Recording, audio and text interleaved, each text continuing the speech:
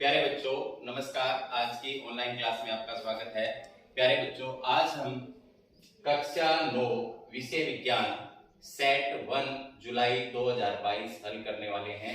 तो जो बच्चे चैनल पर नए हैं या जिन बच्चों ने अभी तक चैनल को सब्सक्राइब नहीं किया, सब्सक्राइब कर ले, लाइक कर दे और शेयर कर दे। तो शुरू करते हैं आज की क्लास का पहला प्रश्न। पहले प्रश्न में आपसे पूछा गया है 0 डिग्री सेल्सियस पर जल 0 डिग्री सेल्सियस पर जल जब 0 डिग्री सेल्सियस के समान तापमान पर बर्फ बनने के लिए जमता है तो यह ऊर्जा अवशोषित करता है, ऊर्जा उत्सर्जित करता है, ना ऊर्जा अवशोषित करता है और ना उत्सर्जित करता है। तो यहाँ पर प्यारे बच्चों आपका दूसरा ऑप्शन जो है वो सही होगा। जब जल से उष्मा उत्सर्जित होगी तो वो किसमें बदलना शुरू हो जाएगा? बर्फ में बदलना शुरू हो जाएगा 0 डिग्री सेंटीग्रेड पर। आगे है दूसरा, निम्नलिखित में से कौन सी घटना हमेशा शीतलता का प्रभाव देती है? निम्न में से कौन सी घटना हमेशा शीतलता का प्रभाव देती है? तो प्यारे बच्चों आप सभी को पता है शीतलता किसके कारण से आती है? वाष्पीकरण के कारण से आती है। आगे चलते हैं नेक्स्ट, तीसरा प्रश्न है न्यूटन के गति के तीसरे नियम के अनुसार क्रिया और प्रतिक्रिया बल। तो न्यूटन की गति के तीसरे नियम के अनुसार क्रिया और प्रतिक्रिया बल हमेशा अलग अलग वस्तुओं पर लगते हैं और एक दूसरे के विपरीत लगते हैं। तो ऐसा आपको कौन से में नजर आ रहा है?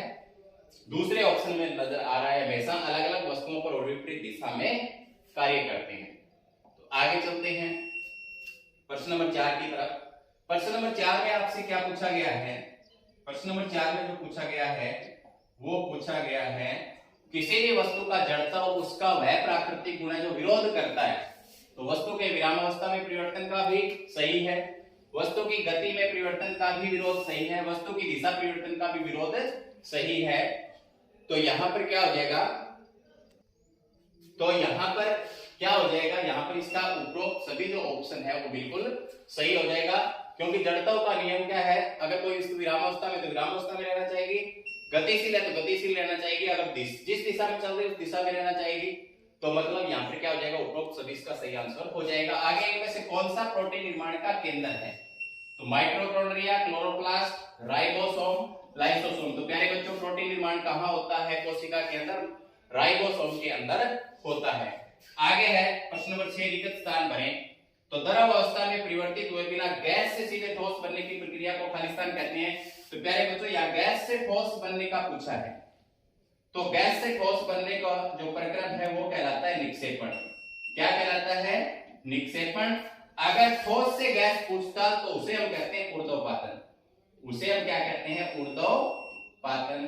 तो यहां पूछा है गैस से ठोस में, तो क्या आंसर देंगे? निक्षेपण। आगे चलते हैं नेक्स्ट प्रश्न नंबर 7 की तरफ। निम्नलिखित तापमान को डिग्री सेल्सियस में आपको बदलना है। किसमें बदलना है?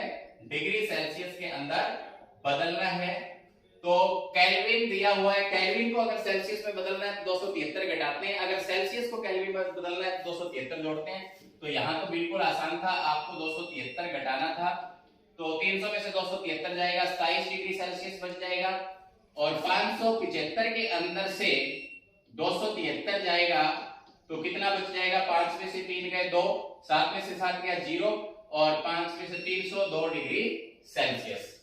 आगे है देखो, कारों में सीट बेल्ट इस प्रकार लगाई गई कि यदि कार अचानक से ब्रेक लगाने से रुकती है तो ब्रेक लगने के कारण आगे की सीट पर बैठे व्यक्ति को आगे की दिशा में गिरकर घायल होने से बचाया जा सके।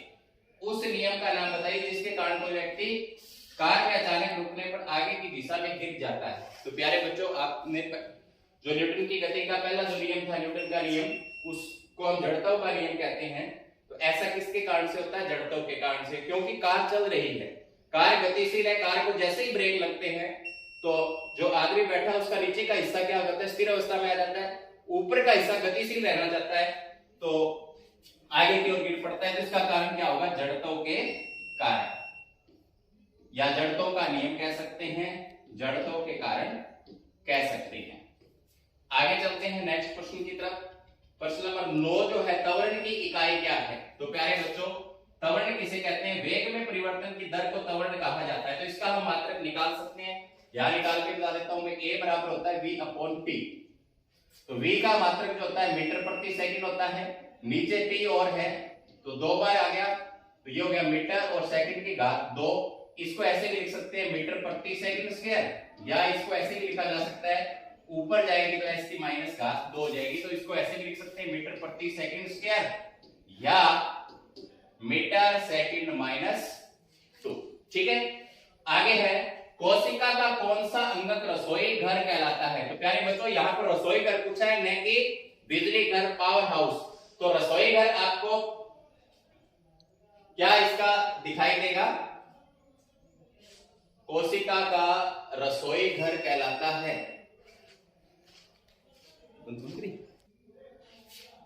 तो कोशिका का हरित लवक किसे कहते हैं हम, क्लोरोप्लास्ट, क्लोरोप्लास्ट या हरित लवक को कहते हैं। किसको कहते हैं, जहां पर भोजन निर्माण होता है, भोजन निर्माण होता है। तो क्या आएगा, क्लोरोप्लास्ट या हरित लवक इसका सही उत्तर होगा। आगे चलते हैं नेक्स्ट, गर्मा गर्म खाने की गंध कई मीटर दूर से ही आपके पास पहुंच जाती है। गर्मा गर्म खाने की गंध कई मीटर दूर से ही आपके पास, लेकिन ठंडे खाने की महक लेने के लिए आपको उसके पास जाना पड़ता है, क्यों। तो प्यारे बच्चों यहाँ क्या होगा, गर्म खाने का तापमान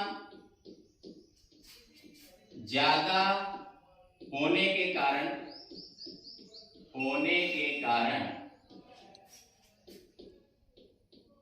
कणों की गतिज ऊर्जा अधिक,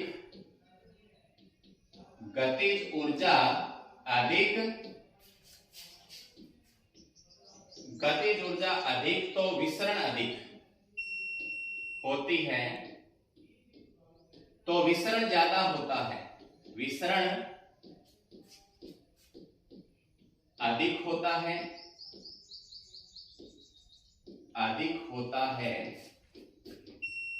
यही कारण है कि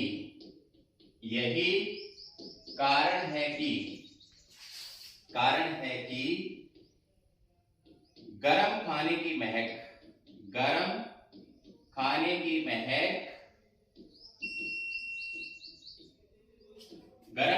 महक दूर से ही पहुंच जाती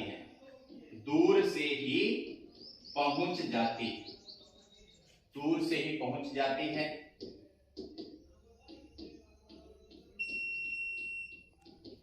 ठीक है।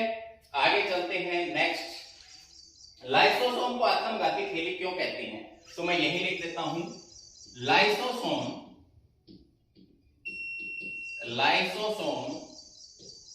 में पाचक रस होते हैं।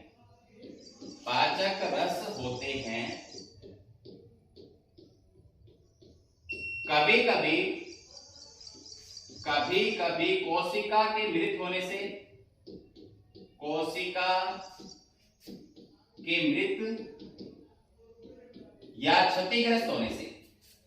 या क्षतिग्रस्त होने से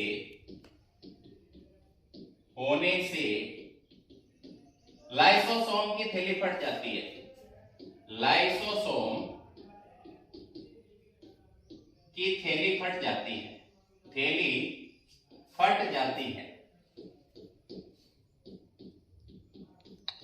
जाती है, तो वह अपनी ही कोशिका को पाचित कर लेती है,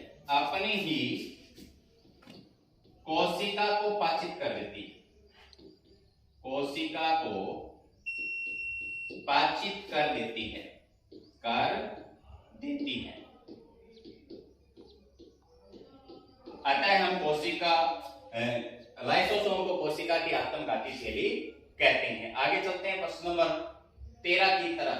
प्रश्न नंबर 13 में देखो, एक न्यूमेरिकल है, वो हमें हल करना है, तो उसको हम हल करेंगे।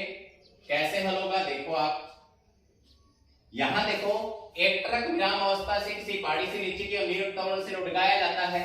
20 सेकंड में 400 मीटर की दूरी तय करता है। इसका त्वरण ज्ञात करेगा, इसका द्रव्यमान 7 इस पर लगने वाले बल की गणना भी करें। तो प्यारे बच्चों, हमें यहाँ पर क्या दिया हुआ, देखो ट्रक का द्रव्यमान दिया हुआ है, ट्रक का द्रव्यमान m दिया हुआ है। कितना दिया हुआ है, 7 टन या 1 टन के अंदर 1000 किलोग्राम होते हैं, तो 7 के अंदर कितने हो जाएंगे? 7000 किलोग्राम। 7000 किलोग्राम। और प्रारंभिक वेग क्या हो जाएगा ट्रक का? विराम अवस्था में चलता है वो, विराम अवस्था से चलता है तो u बराबर क्या हो जाएगा? 0 मीटर प्रति सेकंड। और दूरी कितनी तय करता है वो? दूरी तय करता है s बराबर 400 मीटर। और समय t कितना दे रखा है? समय t जो है वो दे रखा है कितना? 20 सेकंड दे रखा है। तो क्या करेंगे हम? a निकालेंगे। क्या निकालना है? a निकालना है, त्वरण निकालना है। तो गति के द्वितीय नियम से निकलेगा। गति के द्वितीय नियम से इसको हम निकालेंगे। पहले गति का द्वितीय नियम क्या है? देखो, s बराबर ut होता है और जमा में 1/2 at² होता है। तो मान भरो s कितना है? देखो यहां लिखा हुआ है 400 बराबर u कितना है? 0 और t कितना है? 20 और प्लस में 1/2 गुणा में a निकालना है और t कितना है? 20 का स्क्वायर।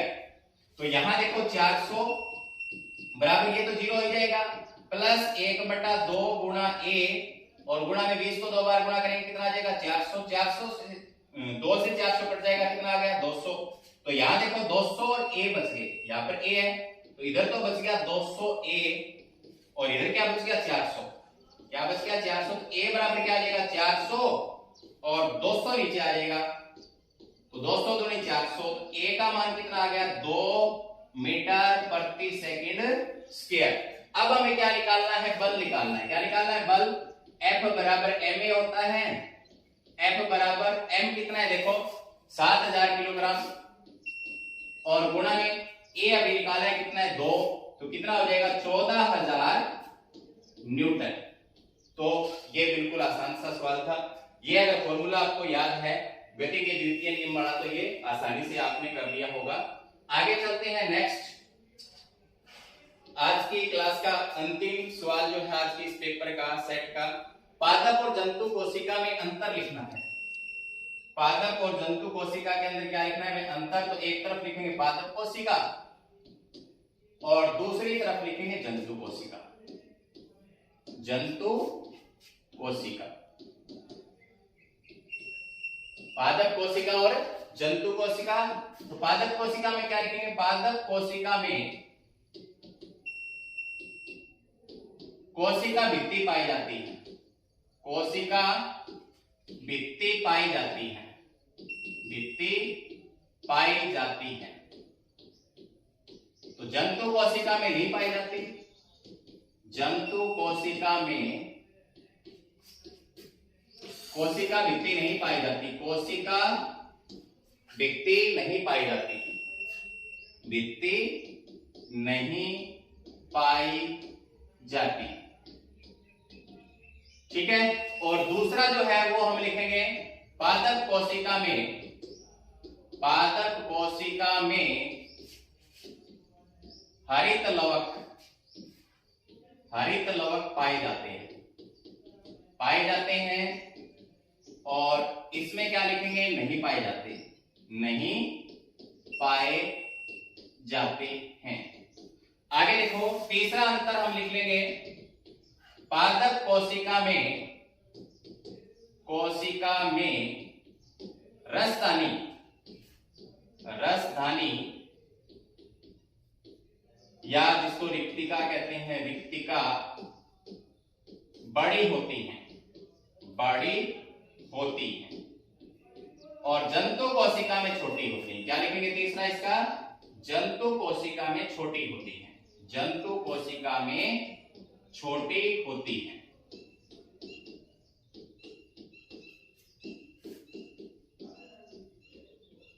जंतु कोशिका में छोटी होती है। तो प्यारे बच्चों, ये था आज का सेट एग्जाम जो हमने आपको हल करवाया। उम्मीद करता हूं कि आपने भी अच्छे से हल किया होगा। धन्यवाद।